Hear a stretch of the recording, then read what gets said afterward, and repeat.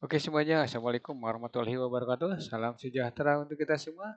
Selamat bergabung kembali di program pembelajaran fisika hitung mudah. Oke, kali ini kita akan membahas tentang induksi magnet atau kemagnetan atau medan magnet di sekitar penghantar berarus listrik. Oke, untuk selanjutnya ayo ikuti penjelasannya.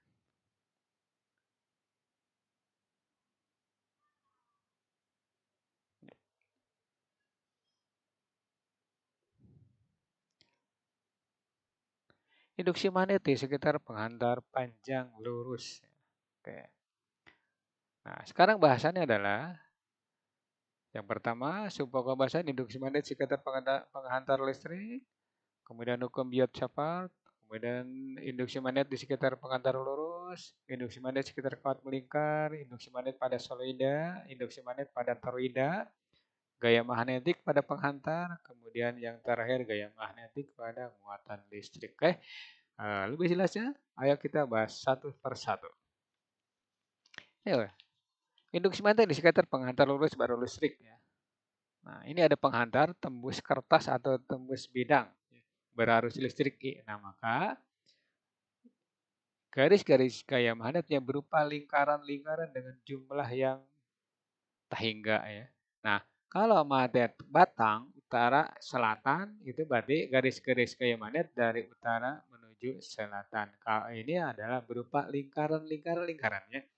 Maka nanti untuk menentukan arah induksi magnet atau arah medan magnet, kalian dapat menggunakan kaidah tangan kanan kalau itu dijelaskan oleh guru. Tapi di sini tidak perlu pakai kaidah tangan kanan. Kalian cukup memutar ya, misalnya. Ini memutar ya. Nanti medan magnetnya atau induksi magnetnya selalu menyinggung lingkaran-lingkaran ini ya. Nah, oke. Perhatikan slide berikutnya. Nah, slide ini saya ulang-ulang ya supaya lebih mengerti, jangan bosan. Nah, dari sekian banyak induksi garis-garis kayak magnet kita ambil satu ya. Nah, ini berarti nanti inilah yang disebut arah induksi magnet. Hal ini garis-garis kayak magnet. Nah, DB. Nah, kenapa DB? Menurut Biot-Savart bahwa besarnya medan magnet atau induksi magnet di suatu titik dari penghantar berada pada jarak A itu bergantung pada yang pertama nih kuat arus, yang kedua elemen panjang kawat. Ini disebut elemen. Kenapa disebut elemen? Elemen itu kecil ya. Ya. Elemen itu kecil. Nah, berarti nanti arah medannya adalah selalu menyinggung lingkaran. Ya, menyinggung lingkaran. Nih. Jadi nanti induksi magnet atau medan magnet di daerah sini atau di titik ini adalah sejajar dengan kertas ini, pinggirnya. Ya.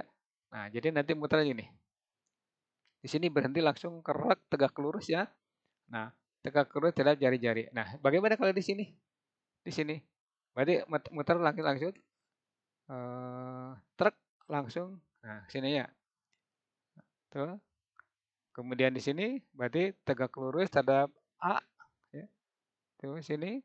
Nah, ketika di sini berarti tegak lurus juga terhadap A tapi sejajar dengan ini nantinya ya, sejajar. Nah, itulah arah-arah induksi magnet atau medan magnet di suatu titik di sekitar penghantar. Nah, besarnya menurut Biot-Savart yaitu dB sama dengan KI delta L sin alfa per R kuadrat. Oke. Nah, mudah-mudahan mengerti ini menentukan arah. Ya. Nih, sekarang bidangnya dibalik atau tegak. Hmm. Sama seperti yang tadi. Cuma di sini kelihatan bahwa alfa, oh ini alfanya, oh ini delta L-nya. Ini di sini sih ada delta L ya, atau elemen panjang kawat ya. Nah, ini sudutnya. Nah, ini jari-jari miringnya. Yang ini adalah jari-jari lingkaran garis-garis gaya magnet. Nah, berarti kalau arus dari sini, maka muternya ke arah kanan tetap ya. Muternya ke arah kanan. Nih, kayak gini. Tuh. Berhentilah di daerah sini. Berarti muter lagi berhenti di sini langsung ke atas itulah dB ya. Kemudian kalau di sini gimana? Kalau di sini sama sini ya arahnya sejajar dengan ini dengan garis ini. Nah ketika ada di sini titiknya misalkan ini berarti langsung tegak lurus terhadap jari-jari atau menyinggung lingkaran, ya, gitu. Di sini sama ke sana, ya. Oke. Nah, besarnya dB itu sama dengan K kali delta L kali I kali sin theta per R kuadrat yang tadi di atas ya. Oke, lanjut. Nah, sekarang balik lagi ke yang slide tadi. Kita ambil satu. Ya, cukup jelaskan. Nah, berarti keliling dulu krek di sini ya. Nah, krek, krek, krek. Nah, dB ya. Saya ulangi ini supaya kalian mengerti. Oke, lanjut. Tuh,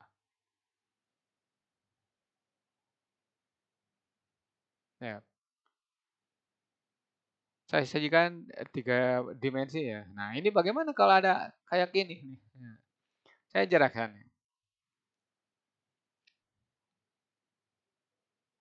Nah, gampang kan? Nah, nah, sekarang untuk ini. Kalau menemukan cross, ini kan crossnya. Kalau menemukan cross berarti ini mau medan magnet atau induksi magnet. Kalau mau arus itu berarti masuk ya. Kalau ada tanda cross berarti masuk atau tembus bidang atau tembus kertas ya, tembus tembok ya atau tembus apa yang penting cross itu berarti tembus ya, masuk. Nah, sekarang bagaimana kalau titik?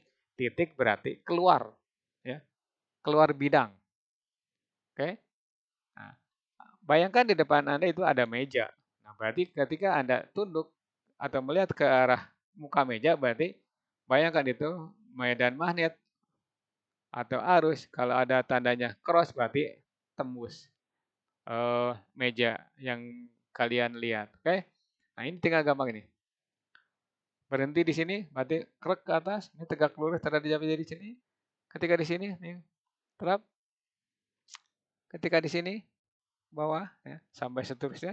Nah, besarnya dB sama dengan KI delta L per R kuadrat kali sin alfa. Nah, ini berarti menurut berat Shafar. Sedangkan untuk pengantar lurus panjang sekali ya, itu berlaku integral dari sini. Integral dB adalah B. Untuk kelas 3 pasti integral ini udah dibahas kayaknya ya.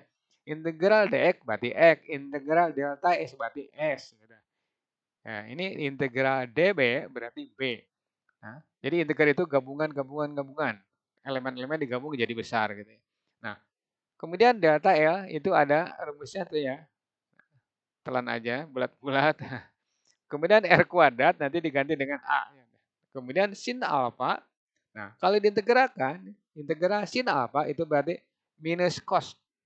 Minus cos alfa. Nah, batas bawahnya adalah 100 batas bawahnya 0 derajat, batas atasnya 180.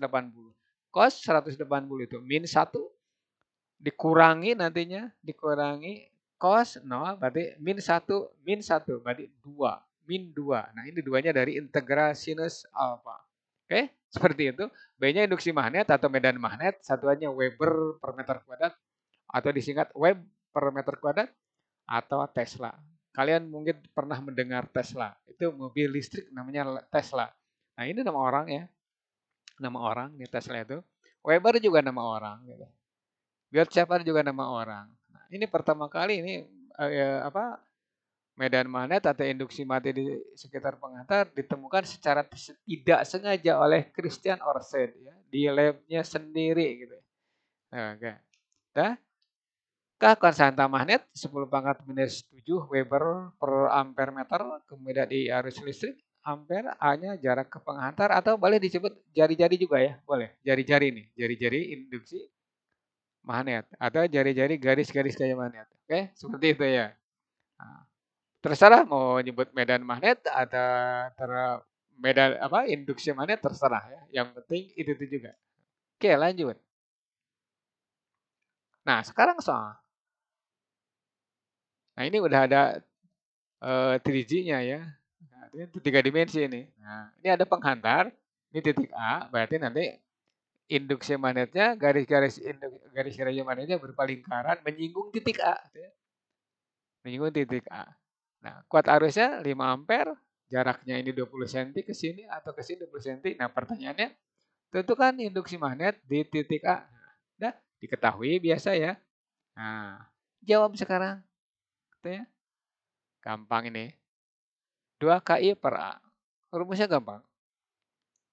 Nanti yang susah itu menentukan arah. Bagaimana menentukan arah? Ketika kalian menghadapi soal yang penghantarnya lebih dari satu. Atau ada soal yang menanyakan kemana arahnya gitu ya. Itu berarti arahnya yang menyulitkan Anda. Ya, oke lanjut. Nah, 2 kali 10 pangkat min 7 kalikan 5 dibagi 0,2. Oke, dapatnya 5 kali 10 pangkat minus 6 Tesla. Arahnya kemana? Perhatikan gambar di sini. Nah, ini. BA ya, medan magnet atau induksi magnet di titik A. Ya, dari penghantar berarus listrik 5 ampere. Oke, seperti itu uraian jawabannya. Mudah-mudahan kalian mengerti dengan gambar yang 3 dimensi ini. Oke, lanjut. Nah, ini ada penghantar juga. Di sekitar penghantar ada titik A. Tuh, penghantarnya ada 2. Penghantarnya ada 2. Nah, ini sekarang kalau rumus mah gampang, 2KI per A. Di sini juga sama, 2KI per A. Nah, di sini 2KI 1 per A1. Di sini 2KI 2 per A2. B1, B2.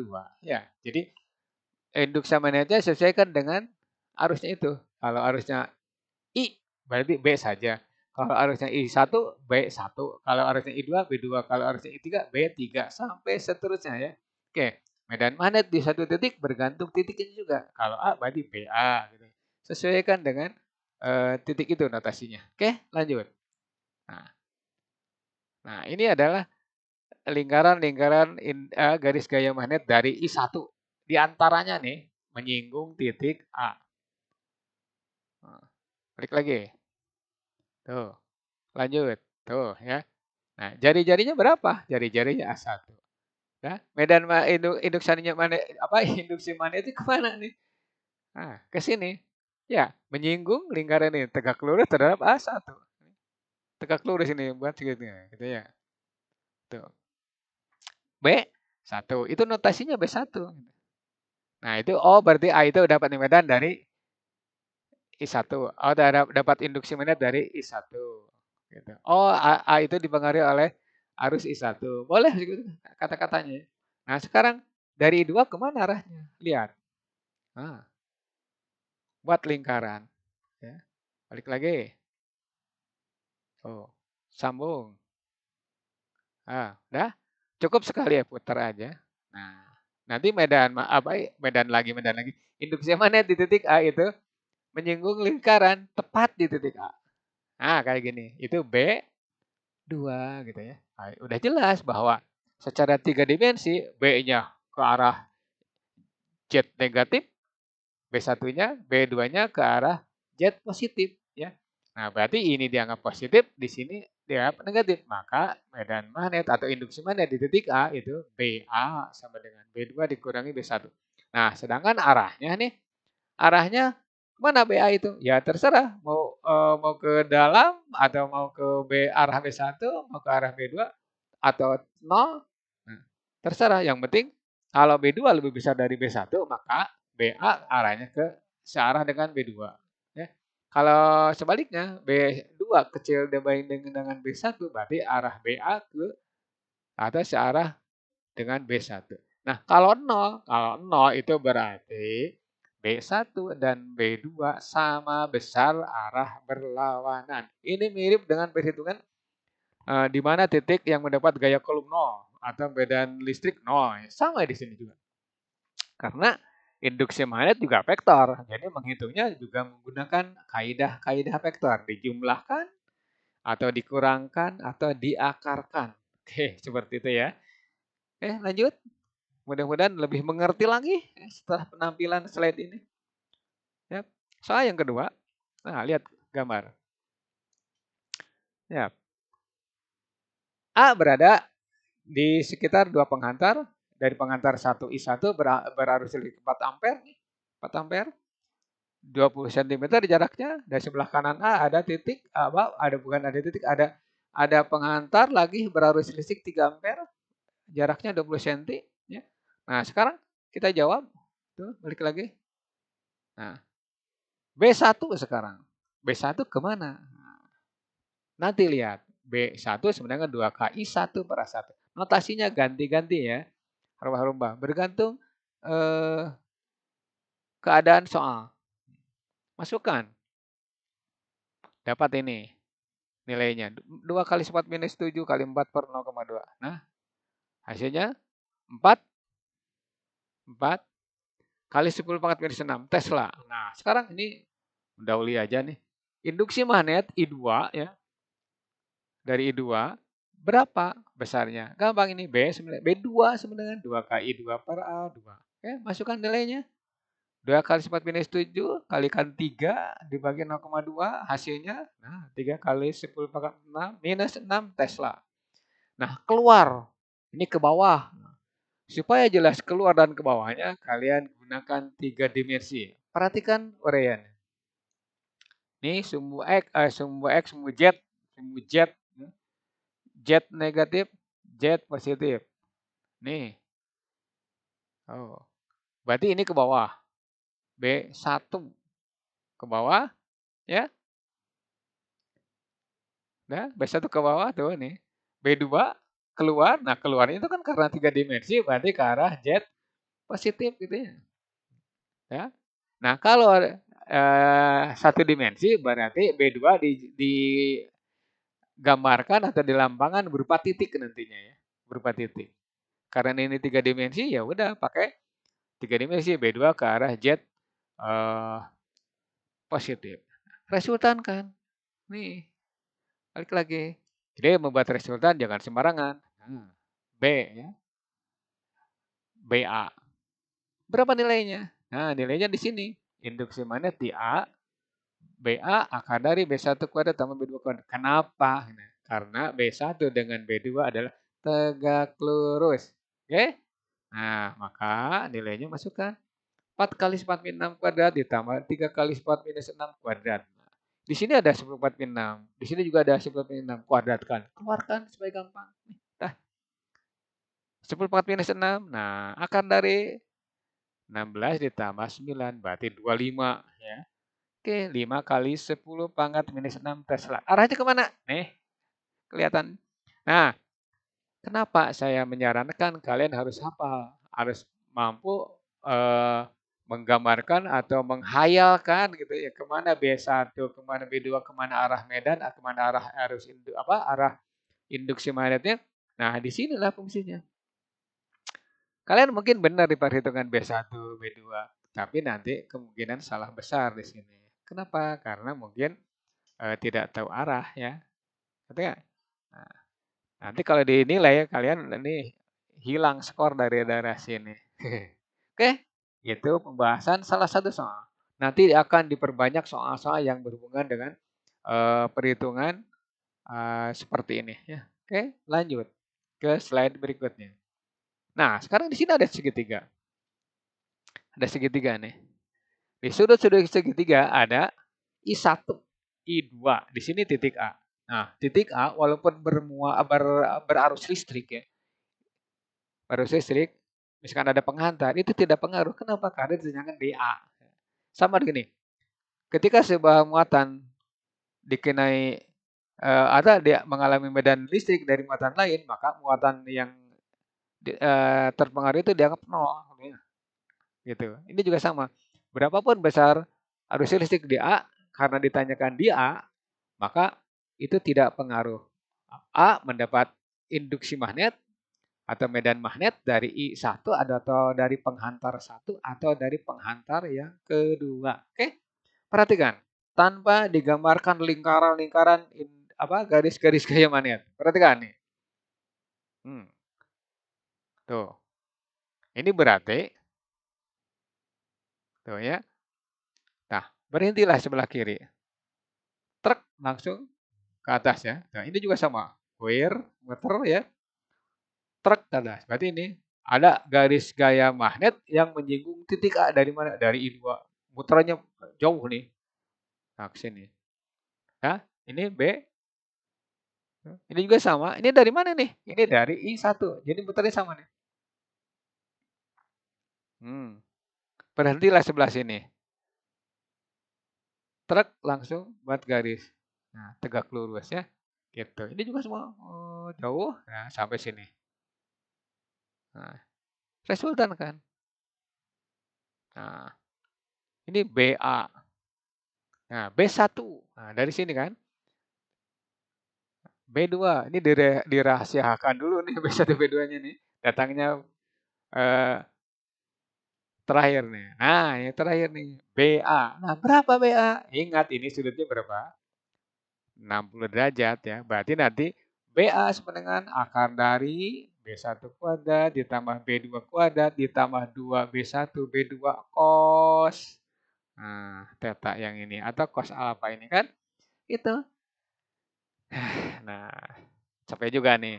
Nah, berarti induksi magnet juga termasuk besaran vektor. Jadi ngitungnya pakai aturan vektor. Gitu ya.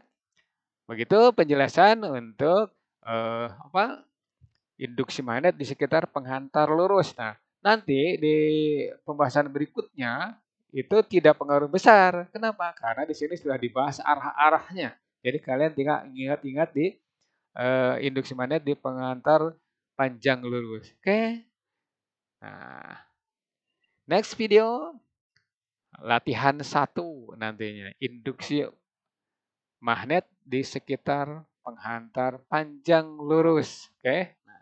Nah, mudah-mudahan tampilan video ini dapat menambah wawasan untuk kalian semua dan lebih bermanfaat lagi mendapat penguatan dalam pemahaman proses penentuan induksi magnet di sekitar penghantar.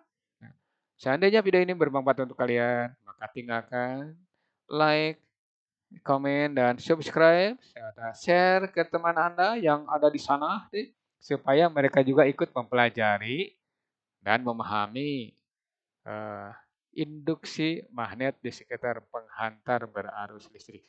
Billahi taufiq wal hidayah. Wassalamualaikum warahmatullahi wabarakatuh. Selamat beraktivitas dan mohon maaf jika ada kesalahan.